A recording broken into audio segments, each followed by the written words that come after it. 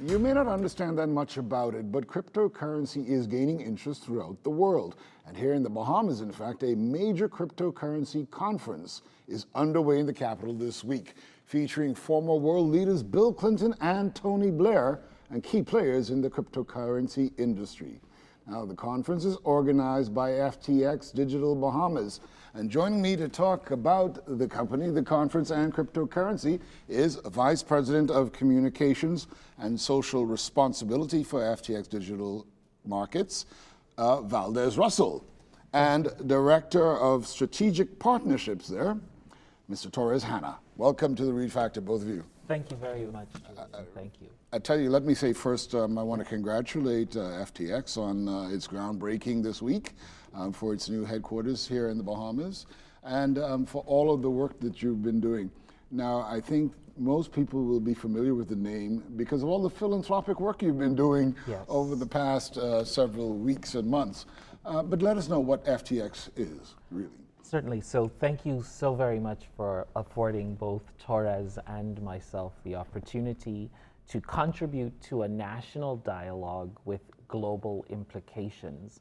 We commend you for reaching out and engaging in these kinds of conversations that will help Bahamians to understand who we are, what that means, and how they can be a part of FTX, the digital asset space and cryptocurrency. In short, FTX is amongst the world's top cryptocurrency exchanges.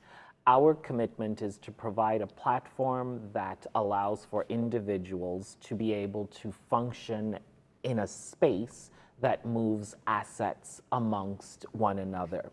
We continue to believe that we remain innovative, we remain progressive with our products, and we want people to have access to the tools and resources that help them to feel connected with digital assets through blockchain technology and those kinds of terms that are trending and critical around our future. But still not completely understood, right, as I said at the beginning. Yeah. So tell us again, I mean, I've had people talk about cryptocurrency and blockchain on this show before, but remind us of what it really is and how you access it. Right. And so what we know about blockchain technology and digital asset spaces is that it allows for you and I to quickly and transparently exchange assets. In perhaps a simple term, if I were to buy a piece of property from Julian, I would then be able to have that registered on the blockchain, and that comes directly to me. I don't have to seek out legal counsel. I don't have to navigate trying to find someone in a particular historic office to find the document. I have it, it's on the blockchain, and if I were to sell that to Torres, instead of waiting for someone else to access it, I can then pass that on to him in the most simplistic way.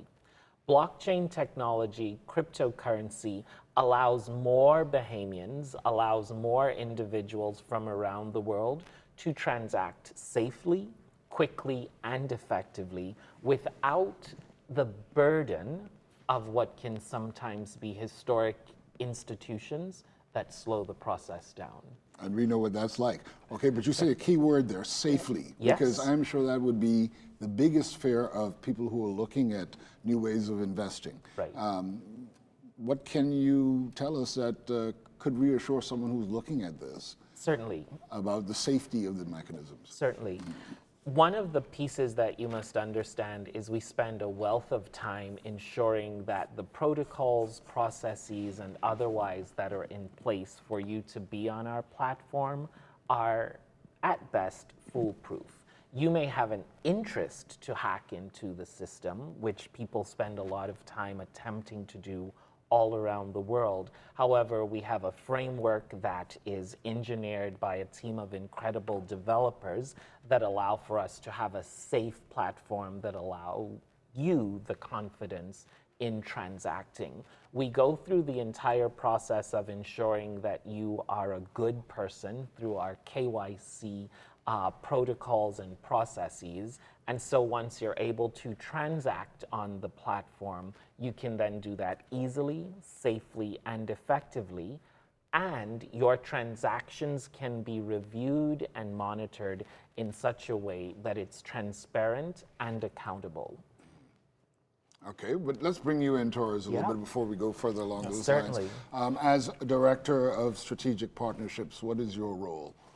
Well, my role, and we'll speak to it a bit later on, my role is to ensure that the presence of XDX is felt throughout the community and throughout the entire Commonwealth. A part of that will be us reaching out to businesses, partnering with them in ways that we believe will be tangible and also sustainable. And so that is my role as at FDX. Well, I think about a year or two ago, people would have said, oh, cryptocurrency, it's going to be a fad. It won't be around for long. People But say that obviously now. that's a fallacy, right? It's obviously here for the long term. I think that there is an appetite around this whole idea that the internet is was a fad, True, too. right? Remember when we were listening to music from our Walkman and then we went to Napster? I don't know if people would even remember Napster and all of those kinds of things where you were downloading music offline, and that was a fad. And I think the new fad is you get your music from YouTube or your iPhone. One of the, or wherever you get it from, right? And so one of the things at FTX that we remind people of is you're gonna miss the next big thing if you continue to see it as a fad. And we want to shift that narrative and help people to understand that FTX is something that you can see, touch, and feel in a meaningful way. So FTX itself is a currency that is offered? We are a digital assets exchange. You would trade on our platform, and then you would be able to move from there in such a way that as you're trading, you're earning on the platform, and then you can move, if you choose, ordinary users can move from the crypto assets to converting into fiat or dollars.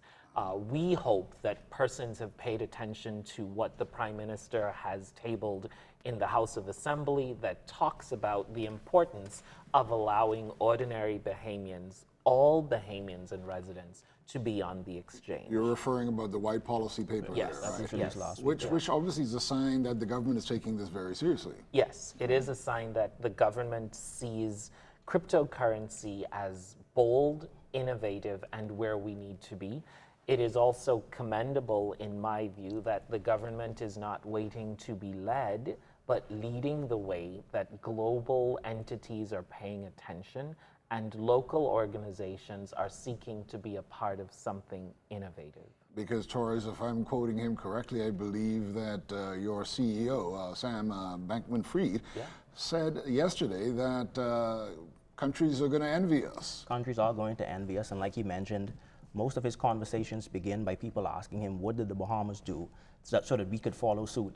And I think that's a testament to us being progressive as a country and us also trying to drive the process. And here at FTX, we recognize the role that we have to play in that insofar as public education is concerned. And so you will find that in the next few weeks, we will be rolling out a public education campaign so that we could alleviate some of the concerns that you mentioned earlier. Yes, we really are a bit ahead of the curve now, right? Because you're still having countries, I just saw the UK is only just now beginning to regulate some cryptocurrencies. It seems like some Latin American countries have been taking the lead in it. I see Argentina is now getting ready to embrace it because of the volatility of their peso, of the Argentinian peso over the years. But interestingly enough, El Salvador, which actually made it legal tender last year, is now experiencing some glitches. I understand. Regarding volatility, regarding technology, which is expected, I guess, and some other issues. How can we look at these other countries that may be a bit ahead of us to avoid those pitfalls, if you will? Certainly. So I believe that as the Bahamas continues to position itself as a leader and a pace setter, there are case studies and examples that perhaps you've highlighted just a short while ago that we can learn from.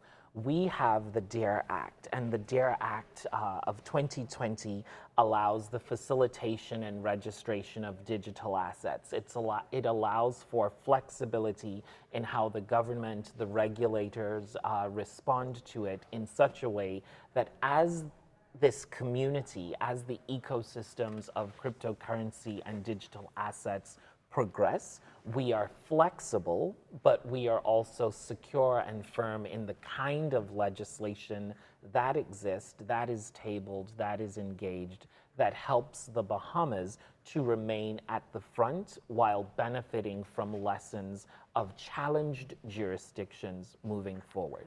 So what is the real impact for the Bahamas, you see? What limitations are there?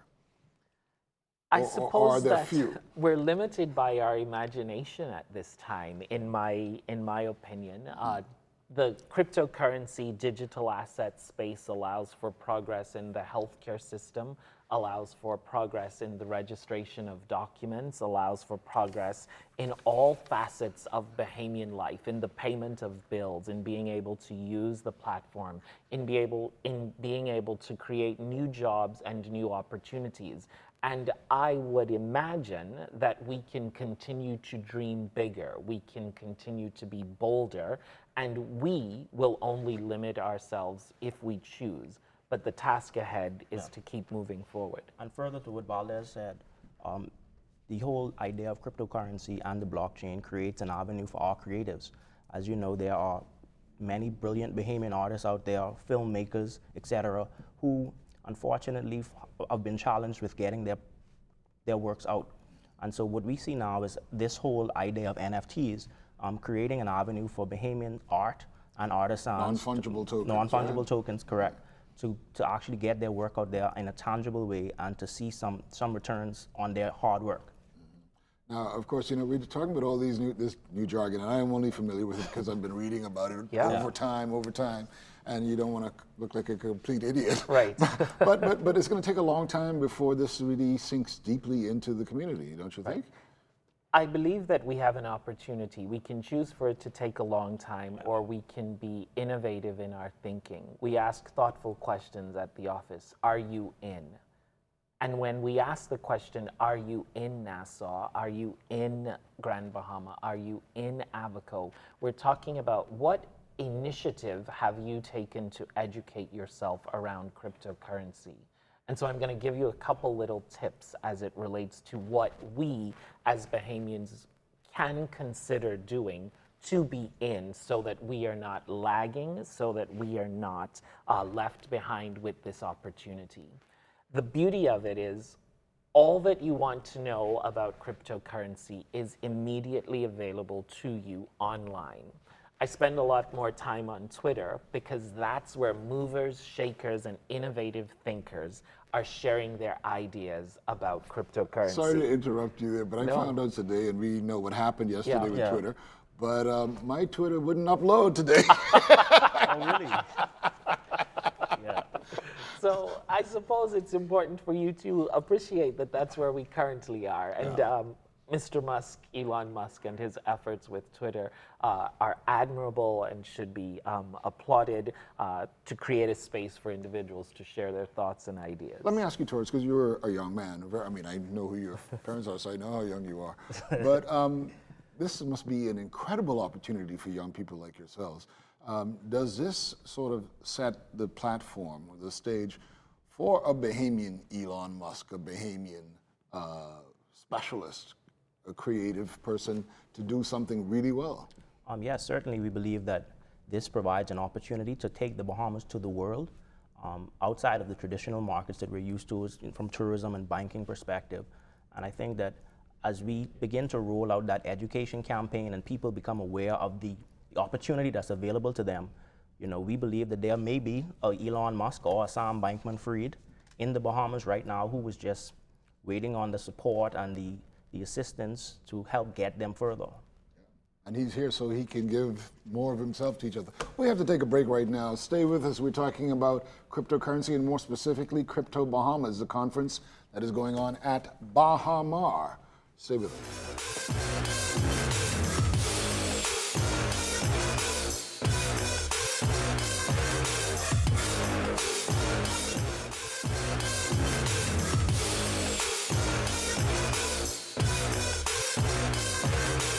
Welcome back. My special guests are Valdez Russell and Torres Hanna, and we're talking about Crypto Bahamas, the conference that is going on right now here in the capital, and of course just cryptocurrency in general. Give us some major highlights of this conference. You've got some really big, heavy power players here. You've got Bill Clinton. Yes. You've got Tom Brady, and you've got Tony Blair, the former UK PM. Yes, so those are names that people are familiar with. We've also got Sam Bankman-Fried, we've got Amy Wu. Of course, who is your big CEO. Yeah, we've got our CEO speaking, we've got Amy Wu, who leads ventures. We have Romnick, who's also one of the leading contributors. We've got incredible Bahamians, Tanya McCartney, the Deputy Prime Minister, Chester Cooper, Ryan Pinder, and there are a list of others that I've not mentioned. I highlight that because it reflects the diversity of the blockchain space, the digital asset space, the crypto community. As persons participate in Crypto Bahamas, we've brought together world leaders, global thinkers, programmers, and innovators in the space, driving the conversation about our future, driving the conversation around why this is important. Ordinary Bahamians want to appreciate that as we bring these individuals together, they're helping us to understand what's next so that we can plan, prepare, and create opportunities that will lead to employment, that will lead to new ideas, and bolder opportunities that Bahamians can take advantage of. How many young Bahamians have signed up for this that you know personally are actually coming in, Torres? That I know personally, I would say I know close to about 40 young Bahamians who have signed up, and the list of people who unfortunately didn't sign up in time is about 3 or 4 times that. And so I understand that there's no way you're going to get in now. There is. The event is in progress, and the event is in progress. But completely sold out, huh? It is an absolutely oversubscribed event. And I want to stress that this event has been designed to bring influencers together. While there are educational components happening at Crypto Bahamas, if we want the Bahamas to be better positioned as the crypto capital of the world, we have to bring the best and brightest minds in the Bahamas, showcase our country, and then afford them the opportunity to appreciate that Bahamians can assist and support in doing the work. Now, I believe last month in Miami, they had a big cryptocurrency conference, and they're in a bid to actually make Miami the sort of Wall Street, if you will, for cryptocurrency. The second place of Wall Street. The Bahamas will be the digital assets and cryptocurrency But that capital must mean of even the more world. for us to have, geographically, to have Miami right there. Yes. Is that important, or? It is important for us to have Miami right there because we have the FTX arena, we have our FTX office, we have other partnerships that are important. But our singular focus from where I sit, from the Bahamas being the capital and headquarters of FTX, is to ensure that we remain number one. And oftentimes we might get distracted about what other jurisdictions are doing. We see those as case studies and examples of where we need to be, but our singular focus must be, and how do we continue to position the Bahamas while accessing our global resources to stay number one? Now, your company was incorporated in Antigua, right? Yes. But what was the major attraction for the Bahamas for Mr. Bankman-Fried? Sam talks about a list of about 199 countries, and one had to be number one. There's only one number one, and the Bahamas made it to the top of that list, primarily because of the DARE Act. The act allows for us to have a regulated and be in a regulated jurisdiction that is progressive and forward-thinking. And so it's the act, it's the access to talent, it's the infrastructure that exists, and I would say that the warmth and charm of Bahamians also allow for us to feel good in the country. Now, obviously, this is going to be a great opportunity for all of you to do some major networking during this conference. What are some of the aspects of it that you're looking forward to most, Torres? Well, I'm definitely interested in hearing more about the merging or the marriage between blockchain and gaming. That is going to be a big component of it. You know, I had a conversation a few months ago with a friend of mine who talked about her child's just obsession with gaming. And I tried to get her to understand that, gaming is now the biggest form of entertainment in the world. And so, recognizing the opportunities that exist in that space, especially for Bahamian gamers who now could see gaming from a different perspective. That's interesting because that FanDuel, all of these yes, things now so are. that is an aspect of the conference that I'm really looking forward to this week. Okay. Now, as a media man, I understand that just about every major media house is here. Yes, every major media house is in the company of Z&S as well. They've thoughtfully been present and they have dedicated the resources to be present, as the National Broadcasting Corporation often does. Yeah. What is important is we've got CNN, Bloomberg, Fox, all of the major players from North America, from Europe, throughout the world have descended in the Bahamas to ensure that they capture this historic moment, to be sure that they align themselves with some of the key thought leaders in the space. And so doing that they real-time remain ahead. broadcasts. They are doing real-time broadcast, and the opportunity is still there for you to close the evening news on Friday from Z&S. So we're on Wednesday. There are a number of opportunities for us to refresh and rethink our strategies and approaches. And this is what it looks like when we see the Bahamas as the crypto capital of the world. We want to look at what we've always done well, refresh the opportunities for what we can do better, and rethink ways that we demonstrate what Bahamian excellence consistently looks and shows up like. And there are a lot of Bahamians already on staff, Yes. right? Including you too, of course. Yes, yes. Name about out of the full complement, about how many are Bahamian? Yeah, so we are approaching the 60-person mark around Bahamians that we have hired. That's separate and apart from all of the other vendors who provide food, who provide security, who provide transportation services. And there's more yet to come. One of the important roles that Torres has as our Director of Strategic Business Partnerships is to build relationships with other entrepreneurs, broad thinkers throughout the Bahamas, so that we can look at ways to fund and inject their businesses with the resources necessary for them to go to the next level. We have allocated around $10 million to start our venture efforts. We want to see and hear ideas that are going to be bold, that are going to be innovative and progressive from all sectors, so that Bahamians can benefit more from our presence in the Bahamas. As we drive conversations around national development, we recognize that there is a place for more Bahamians to be at the table with access to funding that is not complicated, that is not judged, and that is not rooted in nepotism-like behaviors that hold them back. And Torres is a champion for that. It's a whole culture change, huh? Welcome to the Bahamas. Yeah. And like Valdez said, we want to stress that, when as we launch this venture, we want people to understand that it is not technology focused. It's across all sectors, whether it's shipping, agriculture, tourism, finance. We want to hear the ideas, and also to persons living on the family island. We're here for you as well. It's not a Nassau-centric or Grand Bahama-centric approach, because like I said earlier, we believe that there does exist in the Bahamas the next Elon Musk or Sam Bankman-Fried, and we want to do our part to bring that person to the forefront of the Bahamas and to drive change in an effort to create a more prosperous Bahamas for Bahamians. Great. And this is being announced this week.